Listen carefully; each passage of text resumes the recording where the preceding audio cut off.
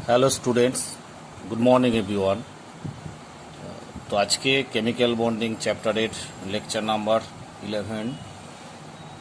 তো আগের দিন আমরা ডাইপোল মোমেন্ট ক্লাস কিছুটা করেছিলাম, কিছু প্রবলেম দিয়েছিলাম।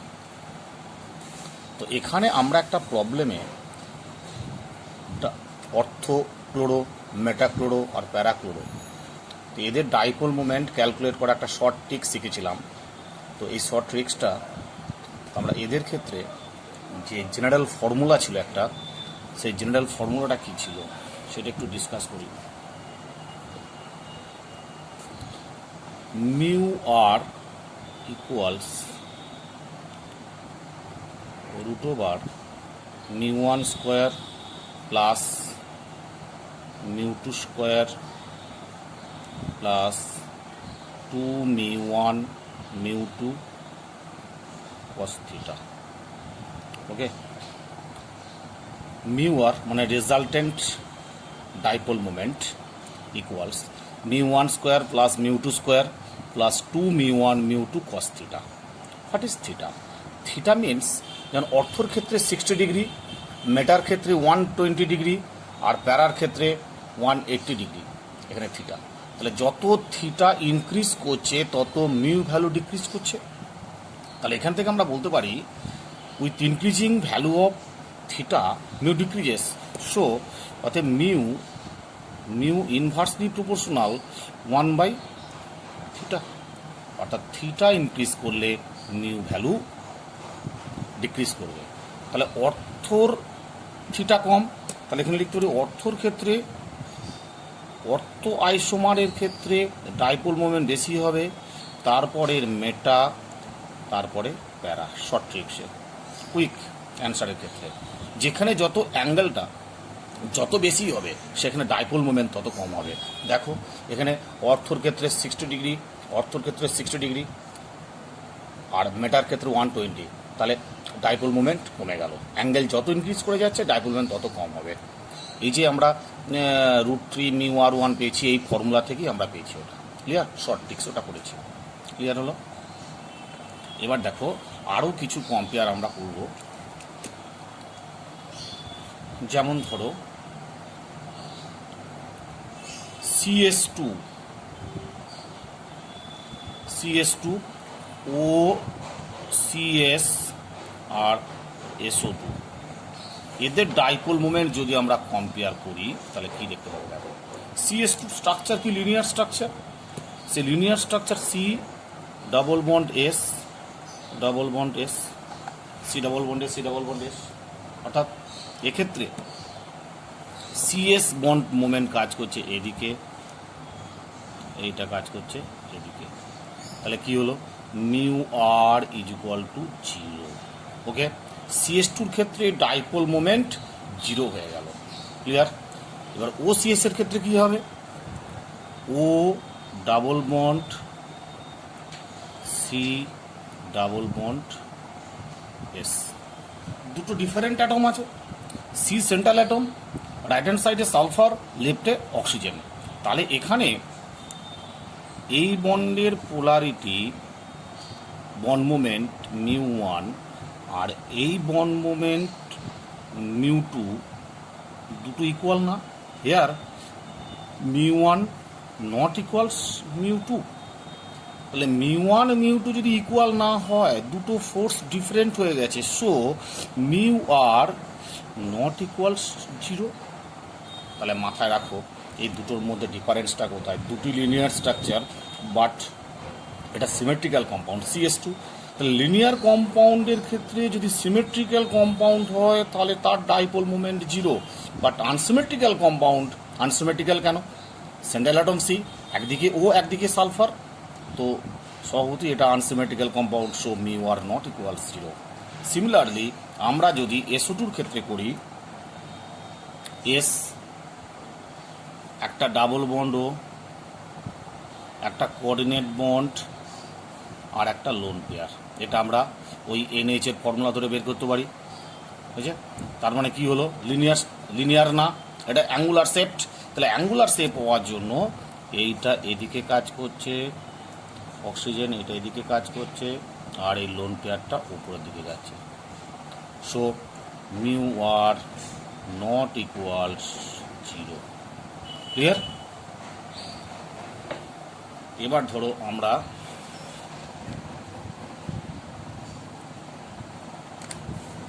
তারপরের পার্ট দিলাম NH3, খুব ইম্পর্টেন্ট কম্পাউন্ড, NCl3 আর হচ্ছে NF3। এই তিনটে কম্পাউন্ডের ক্ষেত্রে কম্পেয়ার করব। Very simple. সে কম্পাউন্ডটা দেখো, NH3 তো N এর একটা লোন পেয়ার আছে, তিনটে বন্ড পেয়ার। ওকে, তাহলে এখানে লোন পেয়ার সবসময় উপরের দিকে কাজ করছে, আর এইটা নাইট্রোজেনের দিকে কাজ করবে, কারণ এইচ আর এন এর মধ্যে এন এর ইএনটা বেশি। এটাও তাই উপরের দিকে কাজ করবে, এটাও তাই উপরের দিকে কাজ করবে। তাহলে তিনটের রেজাল্টেন্ট ভেক্টরের সাথে রেজাল্টেন্ট ডাইপোল মোমেন্টের সঙ্গে লোন পেয়ারের ডাইপোল মোমেন্ট, বন্ড মোমেন্টটা অ্যাড হয়ে যাবে, অর্থাৎ মিউ আর 1। ওকে, তার মানে বলতে চাইছি তিনটে বন্ড মোমেন্টের রেজাল্টেন্টের সঙ্গে লোন পেয়ারের অ্যাডিশান হয়ে এইটা পেলাম, মিউ আর 1 পেলাম। এবার ধরো আমরা যদি NCl3 করতে চাই, N একটা লোন পেয়ার, তিনটে Cl তিন দিকে। মাথা রাখবে এইচ এর চেয়ে ক্লোরিনের ইএন বেশি, তাহলে এইচ এর চেয়ে ক্লোরিনের ইএন বেশি হলে এই বন্ড মোমেন্টের চেয়ে এই বন্ড মোমেন্টের ভ্যালুটা ডিক্রিজ করে গেল। ক্লিয়ার? কেন না, এইচ এর চেয়ে Cl এর ইএন বেশি, তাহলে এইচ এর চেয়ে Cl এর ইএন বেশি মানে নাইট্রোজেনের দিকে যে ফোর্স অ্যাপ্লাই করছে, এখানে হাইড্রোজেন নাইট্রোজেনের দিকে বেশি ফোর্স অ্যাপ্লাই করবে।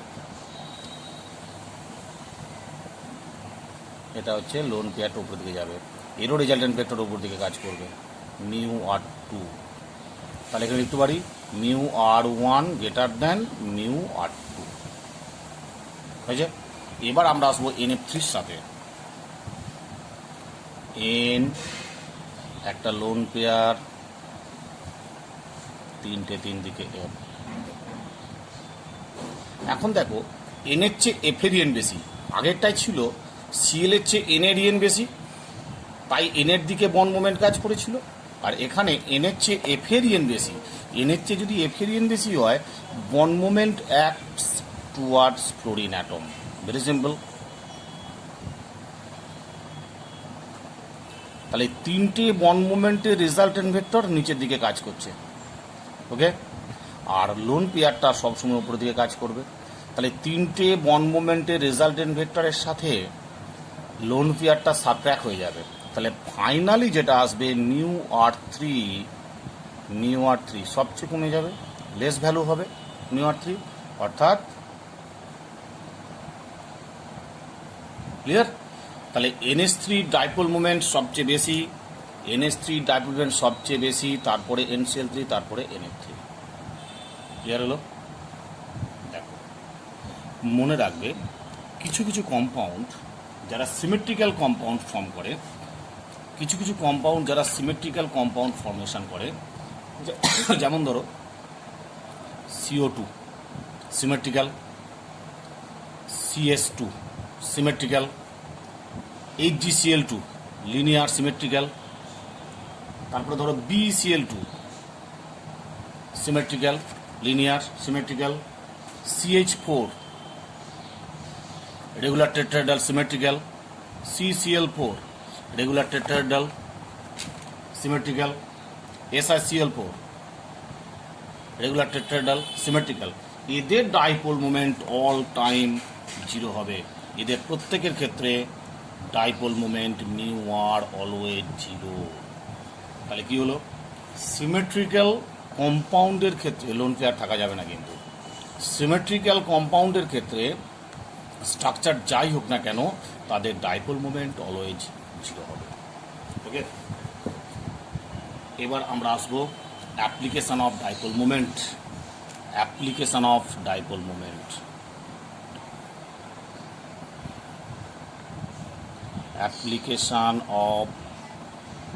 application of dipole moment, dipole মোমেন্টের application. First point, determination of polarity,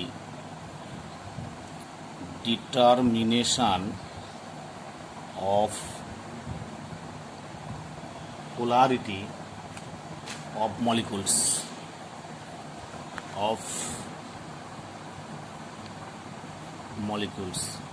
অর্থাৎ কোনো কম্পাউন্ডের পোলারিটি আমরা ডিটারমিনেশন করব with the help of dipole moment. If the dipole moment is increases, polarity increases, that is called dipole moment DM increase করলে polarity increases, অর্থাৎ কোনো কম্পাউন্ডের dipole moment যত বেশি হবে পোলারিটি তত হাই হবে। Okay, if DM zero, DM যদি zero হয় then compound is non polar. Okay, number 2 point, determination of molecular structure, determination of molecular structure, অর্থাৎ ডাইপোল মোমেন্ট ভ্যালু থেকে কোনো কম্পাউন্ডের মলিকুলার স্ট্রাকচার ক্যালকুলেট করা। ধরো সাপোজ টাইপ, ভেরি সিম্পল, ধরো AB2 type, AB2 type, AB2 type, এই কম্পাউন্ডের ক্ষেত্রে mu আর zero দেওয়া আছে, বুঝছে? তাহলে AB2 টাইপে মিউ আর যদি জিরো হয়, what is the geometry and shape of the compound, that is molecular স্ট্রাকচারটা কী হবে? You must remember AB2 type মানে লিনিয়ার, সেন্ট্রাল অ্যাটম এ, দুদিকে দুটো বি, লিনিয়ার। তাহলে যদি মিউ আর জিরো হয় তাহলে আমরা ফর্মুলা পুট করতে পারি, দুটো সেম অ্যাটম আছে তাহলে mu root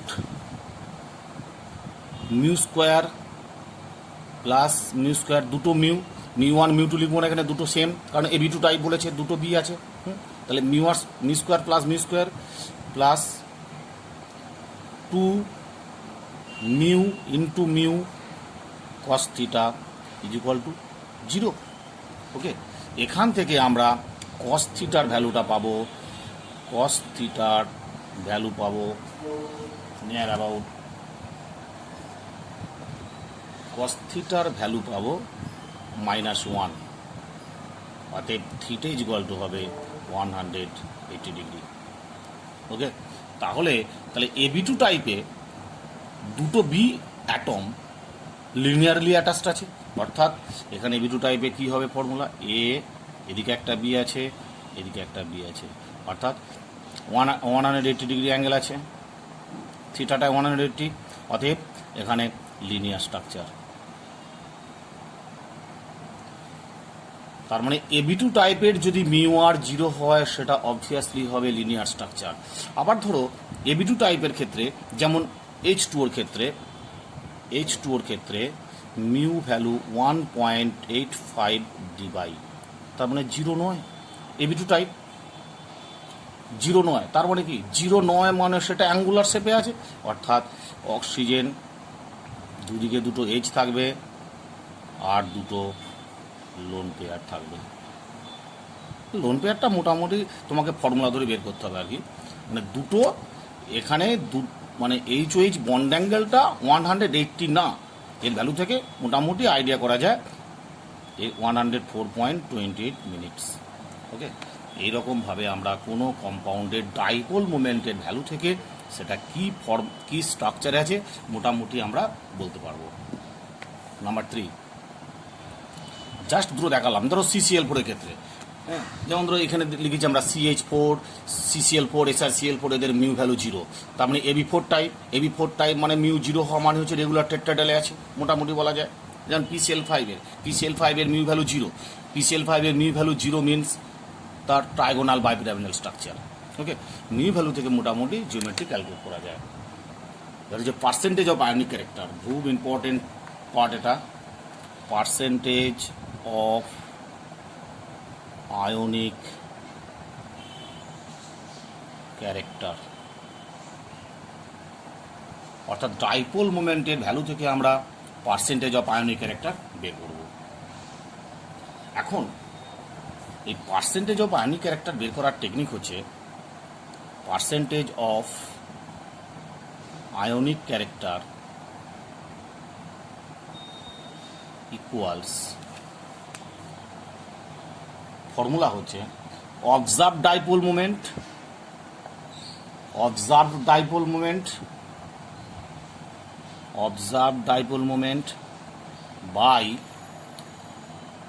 calculated dipole moment, calculated dipole moment into 100। অর্থাৎ এখানে লিখতে পারি mu observe OBS by mu calculated into 100। Okay, খুব ইম্পর্টেন্ট ফর্মুলা।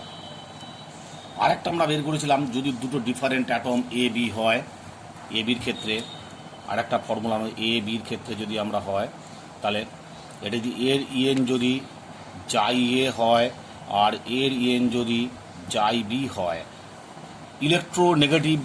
ইলেকট্রোনেগেটিভিটি ভ্যালু থেকে আমরা percentage of ionic character calculation করেছিলাম। সেটা কি ছিল না, পার্সেন্টেজ অফ আয়নিক ক্যারেক্টারের ফর্মুলায় ছিল, পার্সেন্টেজ অফ আয়নিক ক্যারেক্টারের ছিল ফর্মুলাটা জাই এ 16 মড ভ্যালু জাই এ মাইনাস জাই বি, আগে আমি ক্লাস করেছি এটা, 16 into xi A minus xi B mod value নিতে হবে, প্লাস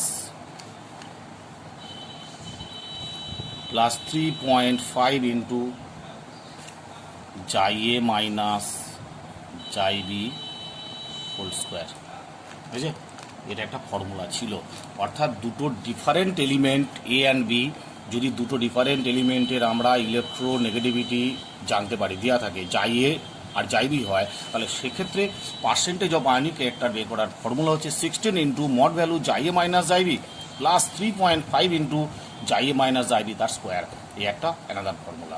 বুঝেছে, তো আমরা এই ফর্মুলা বা এই ফর্মুলা, দুটো ফর্মুলাই কিন্তু খুব ইম্পর্টেন্ট। এটা হচ্ছে ইলেকট্রোনেগেটিভিটি ভ্যালু থেকে, আর এটা হচ্ছে ডাইপোল মোমেন্ট ভ্যালু থেকে কীভাবে আমরা পার্সেন্টেজ অফ আয়নিক ক্যারেক্টার বের করবো। এটাকে একটা প্রবলেম দিচ্ছে।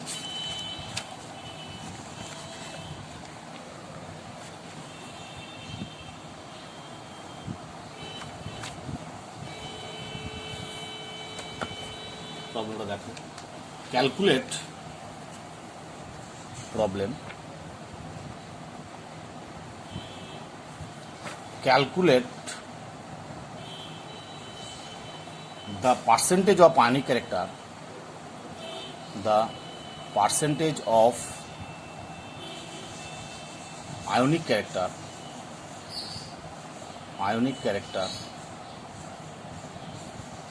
calculate the percentage of ionic character of a bond having bond length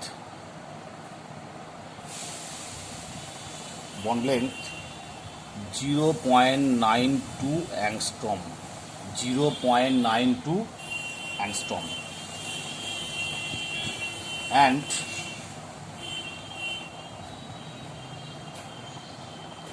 (1.91 dB as its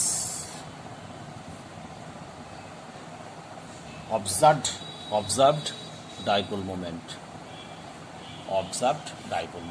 দেখো প্রবলেমটা কি দেওয়া আছে, দেখো মিউ ওবিএস দেওয়া আছে কত, 1.91 ডিবাই। বুঝেছে, তাহলে মিউ ক্যালকুলেটেড বের করতে হবে। Mu calculated is equal to E into D formula, E into D, electronic charge into distance.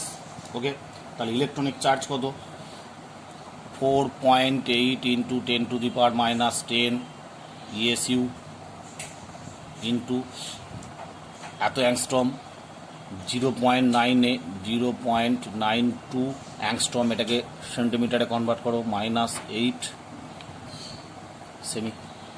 Okay, 0.92 angstrom ছিল, তাকে আমরা 10 টু দি পাওয়ার -8 দিয়ে মাল্টিপ্লাই করলাম, দ্যাট ইজ এত সেন্টিমিটার হলো। ক্লিয়ার? অতএব 4.8 ইন্টু 0.92 ইন্টু 10⁻⁻18 ESU সেমি, তাই তো? তাহলে এবারে এইটাকে মাল্টিপ্লাই করতে হবে, এইটাকে মাল্টিপ্লাই করলে দাঁড়ায় 4.416 ডিবাই, কারণ এইটা মানে হচ্ছে 1 ডিবাই 4.416 ডিবাই। অতএব পার্সেন্টেজ অফ আয়নিক ক্যারেক্টার, অতএব percentage of ionic character is equal to mu observed by mu cal into 100, mu observed into mu cal into 100। তাহলে mu observed ভ্যালু কত? mu observed 1.91 by 4.416 divided into 100, that is equals 43.25%। Clear হলো? এই হচ্ছে percentage of ionic character বের করতে। তাহলে তোমাদের কাজ হচ্ছে এই ফর্মুলাটা মাথায় রাখতে হবে, mu observe by mu calculated. যে মিউ ভ্যালুটা প্রবলেমে দেওয়া থাকবে সেটা হবে মিউ অবজার্ভ, আর যেটা তুমি বের করবে সেটা হচ্ছে মিউ ক্যালকুলেটেড। হয়েছে? সে মিউ ক্যালকুলেটেড কী করে বের করবে? মিউ ক্যালকুলেটেড সমান ই ইন্টু ডি, অর্থাৎ ই হচ্ছে ইলেকট্রনিক চার্জ যেটা ইএসইউতে, আর কুলম্বেও দেওয়া থাকতে পারে। হ্যাঁ, কুলম্বিয়া দেওয়া থাকলে তোমাকে এটাকে কুলম্বে কনভার্সন করতে হবে, কারণ ডিভাই থেকে কুলম্বে কনভার্সন করার টেকনিক আমি আগের ক্লাসে বলেছি। ঠিক আছে? যাকে দুটো সেম জাতীয় করে নিতে হবে, করে নিয়ে 100 দিয়ে মাল্টিপ্লাই করবে, তাহলে পার্সেন্টেজ অফ আয়নিক ক্যারেক্টার বেরিয়ে যাবে। ক্লিয়ার? তাহলে আগে আমরা করলাম 3 নম্বর পার্সেন্টেজ অফ আয়নিক ক্যারেক্টার। এবার ফোর্থ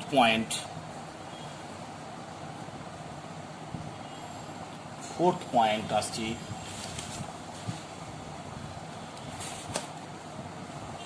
ডিটারমিনেশন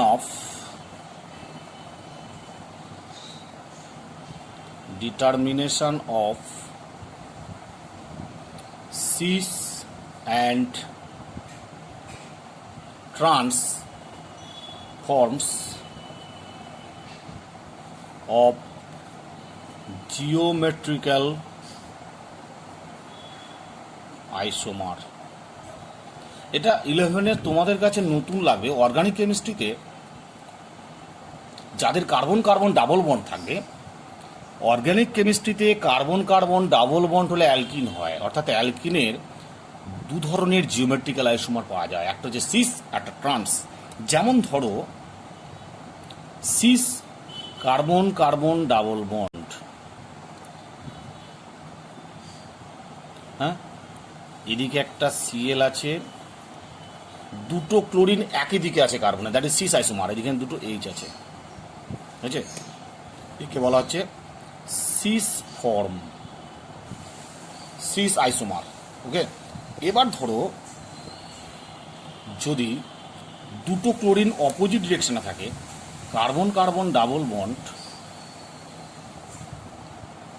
এখানে একটা ক্লোরিন আছে আর এখানে একটা ক্লোরিন আছে, দুটো ক্লোরিন একদম ট্রান্স অপোজিটে আছে, আর এদিকে দুটো এইচ আছে, তাহলে এইটাকে তখন বলা হবে ট্রান্সফর্ম, TRANS, ট্রান্সফর্ম। বুঝেছে? তাহলে অ্যালকিনের জিওমেট্রিক্যাল আইসোমার দুটো হয়, দু ধরনের হয়, একটা হচ্ছে সিস ফর্ম, ট্রান্সফর্ম। দেখো সিস ফর্মের ক্ষেত্রে দুটো সিএল একই দিকে আছে, তাহলে একই দিকে থাকার জন্য এই সিসিএল বন্ড এদিকে টানছে, এই সিসিএল বন্ড এদিকে টানছে, তাহলে মিউ আরটা উপরের দিকে কাজ করবে না?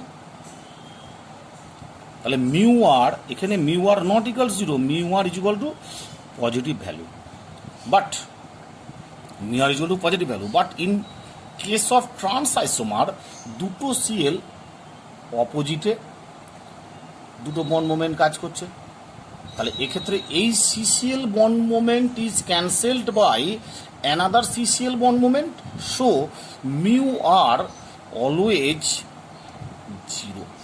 ওকে, তার মানে যদি সিস এবং ট্রান্স তোমাকে কম্পাউন্ড বলে দিয়েছি, তাহলে নিশ্চয়ই ডাইপোল মোমেন্ট ভ্যালু বলে দিয়ে থাকবে। এই দুটো কম্পাউন্ডের ডাইপোল মোমেন্ট ভ্যালু বলে দিয়েছে। যে ডাইপোল মোমেন্টের ভ্যালুটা 0 সেটার জিওমেট্রিক্যাল আইসোমার ফর্মটা অলওয়েজ হবে ট্রান্স, আর যেটার পজিটিভ সেটা অলওয়েজ হবে সিস। ক্লিয়ার? তার মানে মিউ ভ্যালু থেকে আমরা বলতে পারবো কোনটা ট্রান্স আর কোনটা সিস। যদি মিউ ভ্যালু 0 হয় তাহলে সেই কম্পাউন্ডটা অবভিয়াসলি আইসোমারটা অবভিয়াসলি হবে ট্রান্স, আর যদি মিউ ভ্যালুটা পজিটিভ হয় তাহলে সেই কম্পাউন্ড হবে সিস ফর্ম। ক্লিয়ার? এটা অর্গানিকের ক্ষেত্রে আমরা পেয়ে গেলাম। 5 নম্বর পয়েন্ট,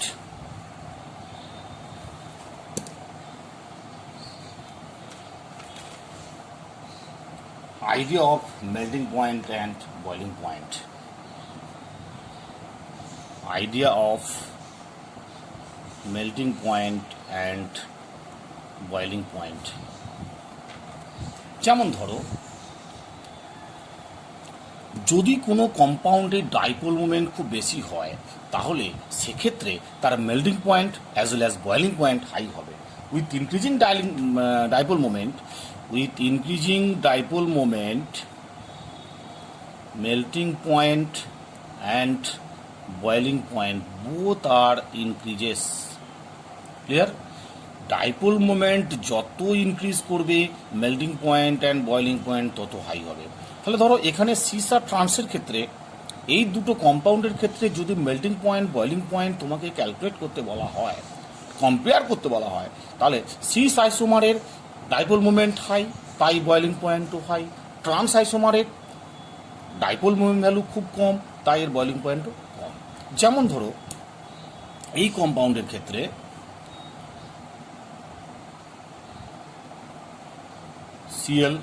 সিএল অর্থোক্লোরো, মেটাক্লোরো আর হচ্ছে প্যারাক্লোরো। প্যারার ক্ষেত্রে অর্থ, মেটা, প্যারা, এদের ডাইপোল মোমেন্ট ভ্যালু ডিক্রিজ করছে, তাহলে বয়েলিং পয়েন্ট ডিক্রিজ করবে। তাহলে লেফট টু রাইটে গেলে theta increases so dipole moment value decreases. হয়েছে? তাহলে এখান থেকে কি হচ্ছে দেখো, থিটা ইনক্রিজ করছে, লেফট টু রাইটে গেলে থিটা দেখো এর 60 ডিগ্রি, এর 120, এর 180, তাহলে থিটা আস্তে আস্তে ইনক্রিজ করছে। থিটা ইনক্রিজ করা মানে ডাইপোল মোমেন্ট ডিক্রিজ করা, আর ডাইপোল মোমেন্ট ডিক্রিজ করা মানে হলো melting point and boiling point also decreases. Clear হলো? এই হলো আমাদের ডাইপোল মোমেন্টের এতগুলো আমাদের অ্যাপ্লিকেশান। তাহলে লাস্ট অ্যাপ্লিকেশানটা কি পেলাম? ডাইপোল মোমেন্ট যত ইনক্রিজ করবে melting point and boiling point তত ইনক্রিজ করবে। তাহলে এখানে যে আমি এক্সাম্পলটা দিয়েছি, তাহলে প্রত্যেকের লেফট টু রাইটে গেলে কি হচ্ছে, থিটা ইনক্রিজ করছে। থিটা ইনক্রিজ করা মানে হচ্ছে ডাইপোল মোমেন্ট ডিক্রিজ করা, ডাইপোল মোমেন্ট ডিক্রিজ করা মানে হলো melting point and boiling point decrease করে যাওয়া। ঠিক আছে? Dipole moment in details. এর বাইরে কিছু কোয়েশ্চেন থাকবে না আশা করা যাচ্ছে। তবে এই ধরনের প্রবলেমটা একটু বেশি গুরুত্ব দেবে নিটের জন্য। এই ধরনের প্রবলেমটা এবারের জন্য খুব ইম্পর্টেন্ট। আমি আবারও বলছি, এই ধরনের প্রবলেমগুলো খুব ইম্পর্টেন্ট নিটের জন্য, বিশেষ করে যে প্রবলেমটা দেওয়া হয়েছে এইটা। আর সমস্ত স্টুডেন্টসদের যারা 2021-এ নিট দিচ্ছ বা আইআইটি দিচ্ছ বা 2020-তে যারা দিচ্ছ, প্রত্যেকেই ভালো করে ক্লাসগুলো ফলো করো। ইন ডিটেলস করা হচ্ছে, এর বাইরে কোনো কোশ্চেন আশা করি সেট হবে না। এত শর্ট ট্রিক্স বলে দেওয়া হচ্ছে। আশা করি তোমরা ক্লাস শেষ পর্যন্ত দেখো, দেখলে অবশ্যই তোমরা তোমাদের সাকসেস পয়েন্ট পাবে 100%। আর কেমিস্ট্রিকে ভালোবাসতে শেখো, তাহলেই কেমিস্ট্রি তোমাদেরও ভালোবাসবে।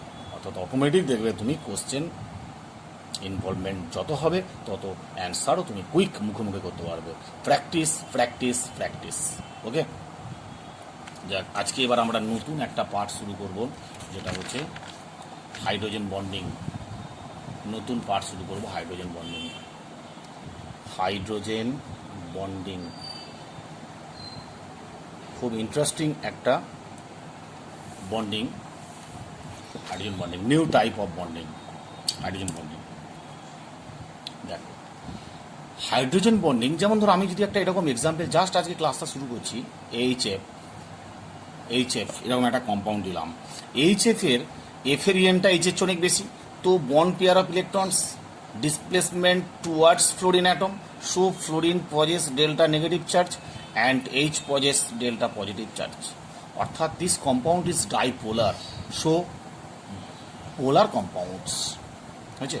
তো এইরকম পোলার কম্পাউন্ডস যাদের চার্জ সেপারেশনটা খুব বেশি এইচ প্লাস এফ মাইনাস, এখন ইলেকট্রোনেগেটিভ এলিমেন্ট হতে হবে হাই, যেমন ফ্লোরিন, অক্সিজেন, নাইট্রোজেন, এই তিনটে এলিমেন্টের ক্ষেত্রেই ধরি, তাহলে এফ মাইনাসের ইএন এর ভ্যালুটা according to Pauling scale 4.01 near about EN value কার ফ্লোরিন অ্যাটমের EN value according to Pauling scale 4.01, এতটাই হাই এইচের সঙ্গে একটা বন্ড ফরমেশন করে ফ্লোরিন স্যাটিসফাই নয়, সেই জন্য ফ্লোরিন অ্যানাদার আরেকটা এইচএফ এর সঙ্গে,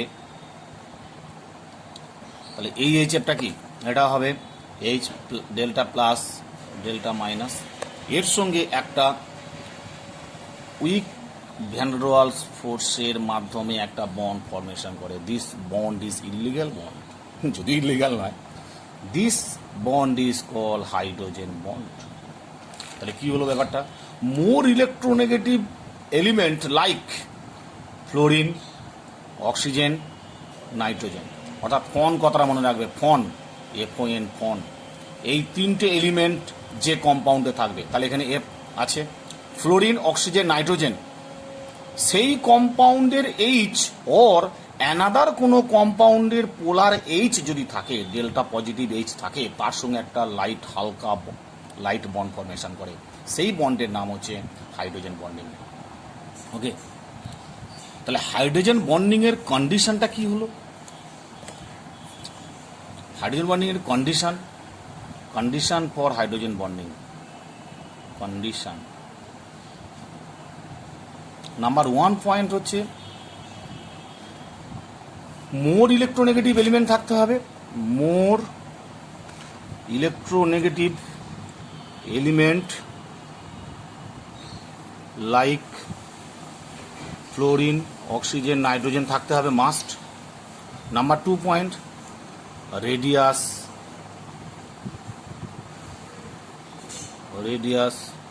স্মল হতে হবে, বুঝছে, অর্থাৎ first point more electronegative element থাকতে হবে এফওএন, আর এদের রেডিয়াস খুব স্মল হতে হবে, হাই হলে হবে না, that is the condition for electronegative, বুঝছে, হাইড্রোজেন বন্ডিং, এই দুটি হচ্ছে মেন কন্ডিশন। আচ্ছা, ক্লাসিফিকেশনটা কি, দু ধরনের হাইড্রোজেন বন্ডিং হয়, হাইড্রোজেন বন্ডিংয়ের ক্লাসিফিকেশন দু ধরনের, হাইড্রোজেন বন্ডিং দু ধরনের হয়, কি কি, 1 নম্বর পয়েন্ট হচ্ছে ইন্ট্রা মলিকুলার হাইড্রোজেন বন্ডিং, আর সেকেন্ড পয়েন্ট হচ্ছে ইন্টার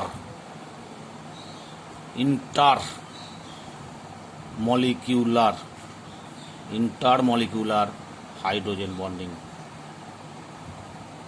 দুটো টাইপ, একটা হচ্ছে ইন্ট্রা, একই কম্পাউন্ডের মধ্যে হাইড্রোজেন বন্ডিং হতে হবে, আর ইন্টার মানে হচ্ছে দুটো সেম এলিমেন্ট অর দুটো ডিফারেন্ট এলিমেন্ট হাইড্রোজেন বন্ডিং। যেমন ধরো ইন্ট্রামলিকুলারটা কি হতে হবে, যেমন ধরো ortho nitrophenol, N double bond O coordinate বন্ডে ও, এই অর্থো নাইট্রোফেনলের ক্ষেত্রে একই কম্পাউন্ডের এইচ এর সঙ্গে ও এর যে বন্ডিং সেটাকে বলা হচ্ছে ইন্ট্রামলিকুলার হাইড্রোজেন বন্ডিং। আবার ইন্টারমলিকুলার হাইড্রোজেন বন্ডিং কি প্যারানাইট্রোফেনল, যেমন ধরো এই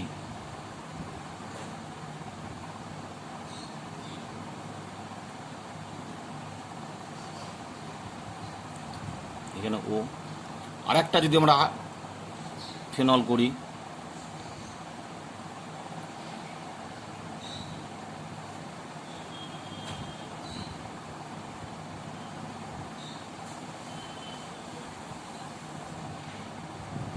সোয়ান, অর্থাৎ দুটো সেম কম্পাউন্ডের মধ্যে যে বন্ডিং হয় তাকে বলা হচ্ছে ইন্টারমলিকুলার হাইড্রোজেন বন্ডিং।